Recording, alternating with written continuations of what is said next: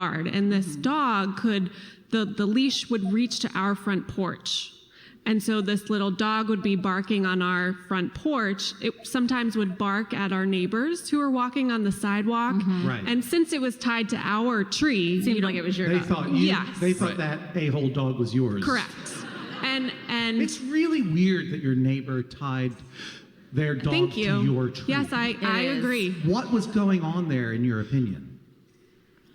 I think they had done it for years before. We had just moved in. Oh, I see. Yeah, right. and so we... so rather than trying to blend into the neighborhood gently and go along with the traditions and customs, you kidnapped the dog. Mr. Bobo, I had nothing against him personally. He was a pleasant enough dog. Is this the dog or your neighbor? Mr. Bobo's a dog? Mr. Bobo is the dog. Mr. Bobo's the dog. Goggy is the neighbor. Is Mr. Bobo no more? Mr. Bobo and his family have since moved. Oh. Yes. Not our fault. Not in any provable way. No. In fact, we became friends. So ultimately I confronted Mr. Bobo's owner. Yes. Senior Bobo. And but this was awkward for you? It just felt so weird, yeah. Tell me more about how it made you feel. We would see them a lot, and they were very friendly, and I had does feel weird. We had two big dogs at the time, so I would walk them a lot, and so it just felt like I wanted to crawl inside myself. It was kind of awkward. After she confronted them. Correct, yes. But was there any sense that there was a bad feeling about this? No. Do you feel that your sensitivity to this issue is the fact that you're gentrifying a neighborhood where they don't speak English? I do want to share this, the neighbors who ultimately did move away, before they moved away, they came to our son's first birthday party. Yeah. We went to their granddaughter's first birthday party. They're very good people. No, I mean, having hard conversations is part of being a neighbor. They're not all easy. And being willing to put yourself out there and engage in conversation, particularly if it's a cross-cultural conversation, is, whether it's responsible or brave or just basically human and decent, it's part of being a neighbor. And I'm glad that seemed to have deepened your relationship with your neighbors until they inevitably got priced out of your neighborhood and had to leave. But that wasn't your fault. Capitalism is fundamentally morally corrupt. In any case, I applaud your presuming that you are not a sociopath who has tricked me. I applaud your assertiveness, and I encourage you, Jason, to be grateful that you have someone to hide behind. Thank you. Jason and Allison. Live Justice from the Lincoln Theater in Washington, D.C. Our thanks to all of the litigants who shared their disputes with us. This episode recorded by Jeff Bird, produced by Hannah Smith, edited by Jesus Ambrosio. Our producer is the great Jennifer Marmer. Follow us on Twitter at Jesse Thorne and at Hodgman. Hashtag your Judge John Hodgman tweets, hashtag jjho.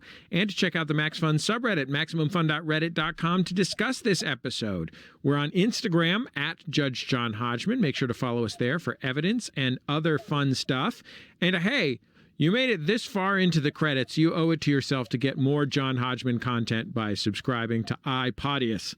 This is the end of this show, so you might as well listen to that next. Yeah, if you're one of these real dead enders who goes all the way to the end of the credits, you're definitely going to enjoy iPodius for sure. We'll see you next time on the Judge John Hodgman podcast.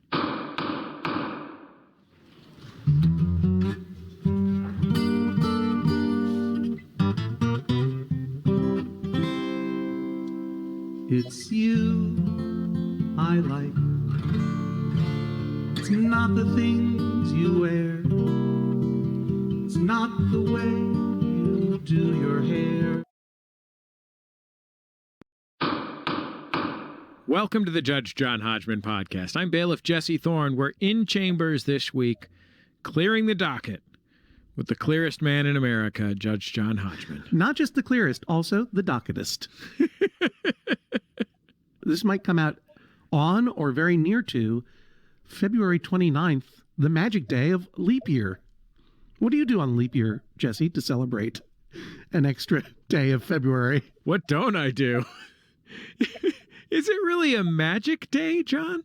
It's a magic day because the hero of Pirates of Penzance was born on leap year. What was his name? Kevin Kline. No, not Kevin Kline. He was the Pirate King. That was my role. I'm talking about Frederick, the young hero played by Rex Smith in that movie. And that guy was born on February 29th, and that's why he thought that he had come of age and could leave his pirate indentures and get married and no longer be a pirate. But then it turned out he was born on leap year, so technically he was only 5 instead of 21. And that's how the pirates kept him. And I sang a song called Paradox. And it was the subject of one of the most embarrassing moments of my life. Because when I met friend of Maximum Fun, Lin-Manuel Miranda, one time, I mentioned to him that I had played the Pirate King in Pirates of Penzance in Brookline High School. I didn't play Pirate King in the regular production in the school. I played it when we went down to Florida to sing at an off-brand Epcot stage. And I took over the role of Pirate King because Ben Crawford had college tours that weekend. So we only sang a few songs from it. And I was good at it. I was like, "For I am the Pirate King." And I sang that bit. And then I forgot all about it. And then later that night, in the closed down dining room of the Courtyard Marriott in Times Square, where the McElroy brothers and Lin-Manuel Miranda, those 4 fine friends, and I were hanging out late. As I was leaving, Lin-Manuel Miranda started singing, a paradox, ba-ba-ba-ba-da-ba," as though I'm supposed to sing with him. I had no idea what he was singing. And he said, "I played the Pirate King too. I thought we were together in this." And I was so embarrassed. I couldn't sing along with Lin-Manuel Miranda. And I had to explain to him. I don't even think I could explain to him. I was like, "You don't understand. I wasn't the Pirate King in the regular one. I was the Pirate King in the touring company. I didn't sing that song." As you can tell, it haunts me to this day. And that's what I think of when I think of leap year. Honestly, I'm breaking out into a cold sweat right now. It was so embarrassing. He's a really judgmental guy, Lynn. When I realized that I didn't know the words to the Paradox song, you know what he did? What did he do? He spat in both of my eyes. Patooey, patooey. That's what you get when you cross LMM. No, he was fine with everything. He's a happy guy. He's a happy man. How are you, Jesse? I'm a happy man. I hope you are a happy man enough today. I'm pretty happy because I took my kids to soccer practice yesterday, which is a bit of a nightmare because my youngest kid is 3, just turned 3. And this class is for 3 and up, but really this coach doesn't have any interest in keeping a 3-year-old engaged, so I have to keep him engaged. Of course. So it's just a lot of hard work. And it was cold outside and whatever, you know? Yeah. But then my 3-year-old picked up the soccer ball and looked up at the moon, which was just rising over the horizon. And he said, "I'm throwing it at the moon!" And then he threw the ball at the moon. That reminds me of one time a young friend of my younger son, when they were both about 5, asked me to push him in the swing. And it's always awkward when it's not your child. Do you know what I mean? Sure. The mom was around, but, wasn't there. I couldn't, hand it off to the mom. She was on a call somewhere. So I'm like, "I'll push you on the swing, but, let's take it easy." And he goes, "No, I want you to push me higher." I'm like, "It's a little dangerous. I don't want to push you very high." He goes, "I want you to push me high so I can see the face of God."